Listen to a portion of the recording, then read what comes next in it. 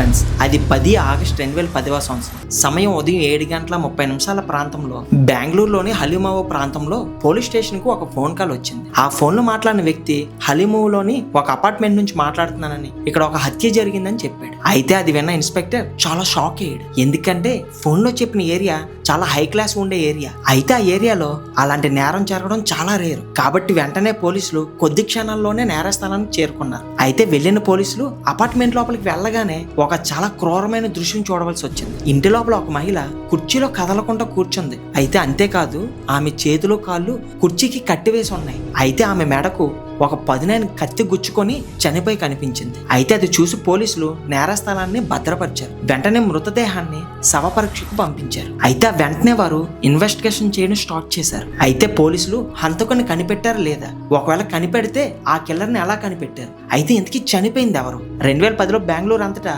సంచలనం సృష్టించిన ఈ కేసు గురించి ఈరోజు మన వీడియోలో డీకోడ్ చేయబోతున్నాం. కాబట్టి ఈ వీడియో చాలా ఇంట్రెస్టింగ్ ఉండబోతుంది. ఎక్కడా స్కిప్ చేయకుండా పూర్తిగా చూడండి. అలానే ఈ వీడియోని మీరు కానీ ఫస్ట్ టైం చూసినట్లయితే ఇప్పుడే మన ఛానల్ని ఫాలో అయిపోండి. మరి ఇంకెందుకు ఆలస్యం, let's start your today's episode. చనిపోయిన మహిళ పేరు ప్రియాంక, ఆమె భర్త పేరు సతీష్ కుమార్. అయితే ఆయన ఇన్ఫోసిస్ కంపెనీలో సాఫ్ట్వేర్ ఇంజనీర్ గా వర్క్ చేస్తున్నాడు. అలానే ప్రియాంక కూడా ఒక ప్రైవేట్ స్కూల్లో టీచర్ గా వర్క్ చేస్తుంది. అలాంటి పరిస్థితిలో ఈ సంఘటన జరిగింది. అయితే అప్పట్లాగే పోలీసులు భర్తని ప్రశ్నించడం స్టార్ట్ చేశారు. కానీ సతీష్ మాట్లాడలేని పరిస్థితిలో ఉన్నాడు. ఎందుకంటే వారికి మ్యారేజ్ అయ్యి కేవలం 3 years మాత్రమే అయ్యింది. కాబట్టి పెళ్లి చేసుకున్న కొన్ని సంవత్సరాల్లోనే ఇలా జరగటం వల్ల సతీష్ దాన్ని భరించలేకపోయాడు. ఇంకా తన భార్య తనతో ఉండదని భావించి ఇంకా తన విపరీతంగా ఏడవడం స్టార్ట్ చేశాడు. అయితే పోలీసులు ఆ రోజు అసలు ఏం జరిగిందని అడిగారు. అలానే నువ్వెందుకు ఇక్కడ ఉన్నావు అని కూడా అడిగారు. దానికి సతీష్ అసలు ఆ రోజు ఏం జరిగిందో చెప్పడం స్టార్ట్ చేశాడు. సతీష్ ప్రతిరోజు వాకింగ్కి వెళ్తాడు.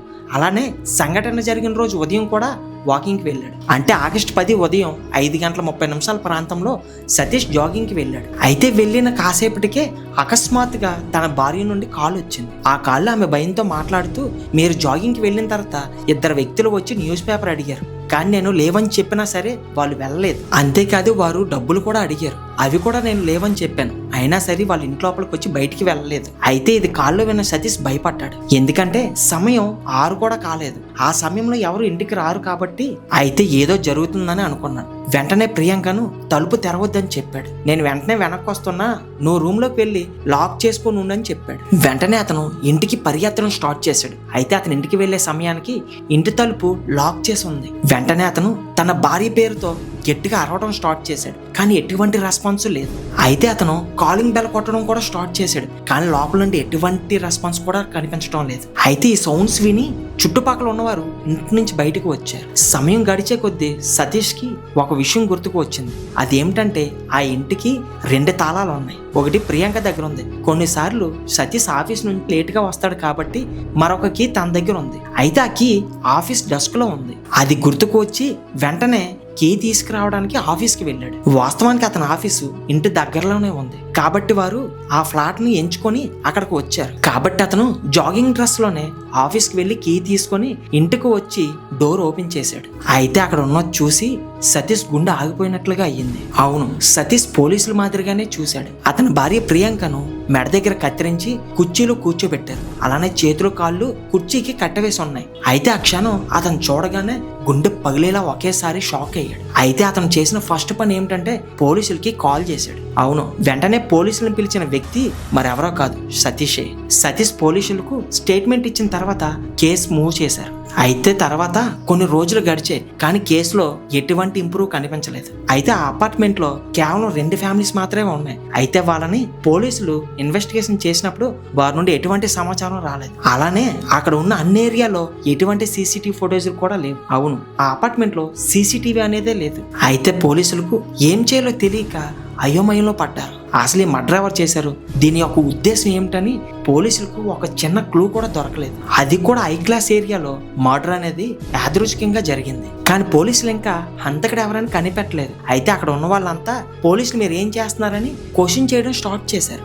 దీని కారణంగా పోలీసులు హై ప్రెజర్ లో ఉన్నారు. అయితే ఇది ఇలా ఉండగా సతీష్ ప్రతిరోజు పోలీస్ స్టేషన్కి వెళ్తున్నాడు. 3 రోజులు గడిచే కానీ స్టేషన్ నుండి ఎటువంటి ఇంప్రూవ్మెంట్ తనకు కనిపించలేదు. అయితే తన భార్యని ఎవరు చంపారో, వారి యొక్క ఉద్దేశం ఏమిటని తనకి ఏవీ తెలియకపోవడంతో అతను పోలీస్ స్టేషన్ ముందు ప్రొటెస్టింగ్ చేయడం స్టార్ట్ చేశాడు. సాఫ్ట్వేర్ ఇంజనీర్ గా పనిచేస్తున్న సతీష్ తన భార్యకి న్యాయం చేయాలని పోలీసుల ముందు నిరసన వ్యక్తం చేశాడు. అయితే అది మీడియా దృష్టికి వెళ్ళింది. వెంటనే స్థానిక మీడియా, వార్తాపత్రికలు దీన్ని కవర్ చేయడం స్టార్ట్ చేశాయి. అయితే ఇది విన్న ప్రజలు బెంగళూరులోని పోలీసులను విమర్శించడం స్టార్ట్ చేశారు. సతీష్ నెక్స్ట్ 3 రోజులు నిరంతరం పోలీస్ స్టేషన్ ముందు నిరసన వ్యక్తం చేస్తున్నాడు. అయితే పోలీసులు సతీష్ను ఒప్పించడానికి ట్రై చేస్తున్నారు. మేము ఇన్వెస్టిగేషన్ చేస్తున్నాం, దగ్గరలోని హంతకుడు ఎవరనేది కనుక్కుంటాం అని చెప్పారు. అయితే మీరు ప్రొటెస్ట్ను ఆపాలని కోరారు. అయితే సతీష్ అది వినిపించుకోకుండా ప్రొటెస్ట్ చేస్తూనే ఉన్నాడు. అతను తన భార్యకు న్యాయం చేయాలని నిరంతరం ప్రొటెస్టింగ్ చేస్తూనే ఉన్నాడు.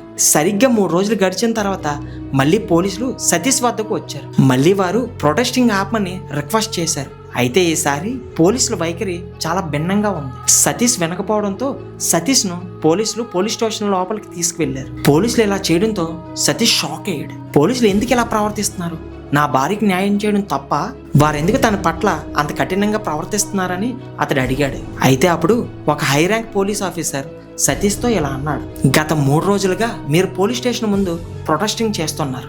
దీనికి పోలీసులే కారణమని మీరు అంటున్నారు. దీనికి మాపై ప్రెజర్ చేస్తున్నానని మీరు అనుకుంటున్నారు. అయితే మేము మూర్ఖులమేమో అనుకున్నాం, కానీ నిజమేమిటో మీకు తెలుసా? వాస్తవానికి మీరే మూర్ఖులు. వాస్తవానికి మీరు బయట అలానే అరుస్తూ ఉన్నారు, కానీ మేము మీకు చెప్పాము. మేము ఫస్ట్ హంతకుడి దగ్గరికి వెళ్ళాం. అయితే మాకు మీ మీద ఒక చిన్న డౌట్ ఉండేది. కాబట్టి మీరు బయట ప్రొటెస్టింగ్ చేస్తున్నప్పుడు మేము మీ గురించి లోతుగా ఇన్వెస్టిగేషన్ చేయడం స్టార్ట్ చేశాం. మాకున్న అన్ని డౌట్స్కి, మాకు అవసరమైన విషయాలన్నిటికీ చుక్కలు గీసాం. దాన్ని మేము ఇప్పుడు అర్థం చేసుకున్నామని పోలీస్ ఆఫీసర్ సతీష్ ముఖం దగ్గరికి వెళ్ళి, ప్రియాంకని చంపింది నువ్వే కదా, మేం కనిపెట్టామని చెప్పారు. అయితే ఇది విన్న సతీష్ వెంటనే నోరు మూసుకున్నాడు. అతని శరీరం భయంతో చెమటలు పట్టడం స్టార్ట్ చేసింది. కాస్త ఆలోచించి సతీష్, మీరు అంటున్నారా నేను నా భార్యను చంపానని? నన్నెందుకు మీరు నిందిస్తున్నారు? మీరు చెప్పినట్లు నా భార్య నేనే చంపినట్లయితే ఇలా నేను ఎందుకు ప్రొటెస్టింగ్ చేస్తాను? నేను సైలెంట్గా ఇంట్లోనే ఉండేవాడిని. ఒకవేళ నేను అలా చేసి ఉంటే మీరు ఇప్పటికే నన్ను ఇన్వెస్టిగేషన్ చేయడం స్టార్ట్ చేసి ఉంటారు.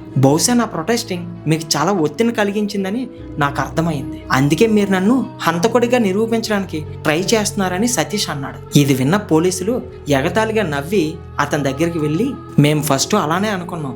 అయితే మేం పెట్టిన చుక్కలను ఒకేసారి కలిపినప్పుడు నీ గురించి మాకు తెలిసిందని చెప్పాడు. వెంటనే పోలీసులు ప్రశ్నించడం స్టార్ట్ చేసిన వెంటనే సతీష్ తట్టుకోలేకపోయాడు. ఇంకేమీ చేయలేక సతీష్ నిజాలు చెప్పడం స్టార్ట్ చేశాడు. అయితే సతీష్ చెప్తున్న విషయాలు విని అందరూ ఒకేసారిగా షాక్లోకి వెళ్ళిపోయారు. అవును, సతీష్ ఏం చెప్పాడంటే, సతీష్ బెంగళూరులోనే పుట్టి పెరిగాడు. అయితే అతని తల్లిదండ్రులు సతీష్కు పెళ్లి సంబంధాలు చూడడం స్టార్ట్ చేశారు. అప్పుడే ప్రియాంక ఉత్తరప్రదేశ్ నుండి బెంగళూరుకి టీచర్గా పనిచేయడానికి వచ్చింది. ఆమె చాలా అందంగా ఉంటుంది, అలానే బాగా చదువుకున్న అమ్మాయి కూడా. కాబట్టి ప్రొఫైల్ చూసిన సతీష్ తల్లిదండ్రులు ఆమెను ఇష్టపడ్డారు. ఆ వెంటనే ఆ అమ్మాయి ఫోటోలను సతీష్కి పంపారు. అతను కూడా ఆమెను 2 కుటుంబాల ఆమోదంతో ఇష్టపడ్డాడు. కాబట్టి సతీష్ ప్రియాంకలిద్దరూ 2007లో వివాహం చేసుకున్నారు. కానీ వివాహం తర్వాత ప్రతిదీ తలకిందలుగా మారింది. అవును, ఇప్పుడు నేను చెప్తున్నదంతా సతీష్ పోలీస్ స్టేషన్లో చెప్పినవి. అయితే ప్రియాంక వెర్షన్ చెప్పడానికి ఇది సతీష్ వెర్షన్. ఎందుకంటే సతీష్ ఇచ్చిన స్టేట్మెంట్ ప్రకారం హత్యకు ప్రధాన కారణం వ్యక్తిగత విషయం. సతీష్ చిన్నప్పటి నుండి అతని వద్ద ఒక చైన్ లాకెట్ ఉంది. ఆ లాకెట్లో 2 ఫోటోలు ఉండేవి. అందులో ఒక ఫోటో తన తండ్రిది, మరొక ఫోటో తన తల్లిది.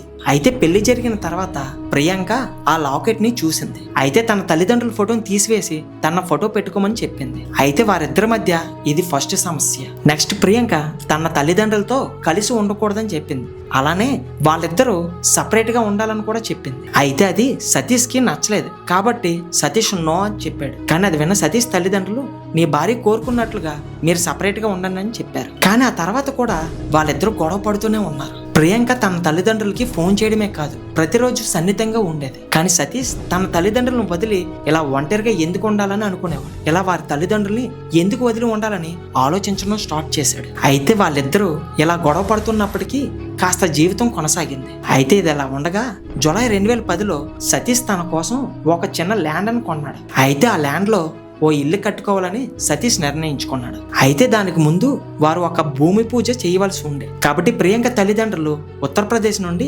బెంగళూరుకు వచ్చారు. వారు వచ్చిన కొద్దిసేపట్లోనే సతీష్ తల్లిదండ్రులు కూడా వచ్చారు. అయితే ఆ సమయంలో సతీష్ చాలా పూజలో బిజీగా ఉన్నాడు. అయితే ఆ సమయంలో అత్తమామను చూసిన ప్రియాంక, ఈ ల్యాండ్ని నా భర్త కొన్నాడు, దీనికి మేము ఇద్దరం చాలా కష్టపడి డబ్బులు సంపాదించాం, ఇందులో మీకు ఎటువంటి హక్కు లేదని చెప్పి బయటికి వెళ్ళిపోమని చెప్పింది. అయితే అత్తామామలు కూడా ఏమీ మాట్లాడకుండా అక్కడ నుండి బయటికి వెళ్ళిపోయారు. కానీ ఆ సమయంలో సతీష్కు దీని గురించి తెలియదు. కానీ ఆ తర్వాత అతను ఏదో విధంగా తెలుసుకున్నప్పుడు ఆ క్షణం అతను ప్రియాంకపై ప్రతీకారం తీర్చుకోవాలనుకున్నాడు.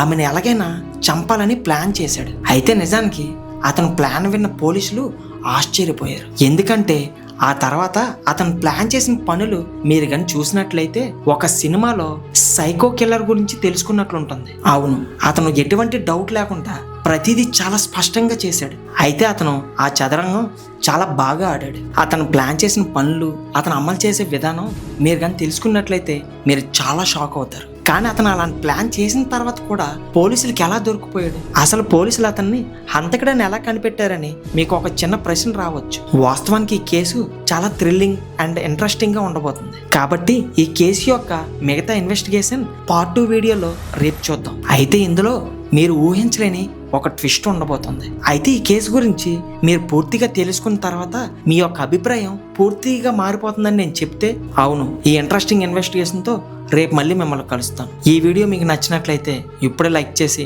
మన ఛానల్ ఇప్పుడే సబ్స్క్రైబ్ చేసుకోండి. నెక్స్ట్ వీడియోలో మళ్ళీ కలుద్దాం. Thanks for watching.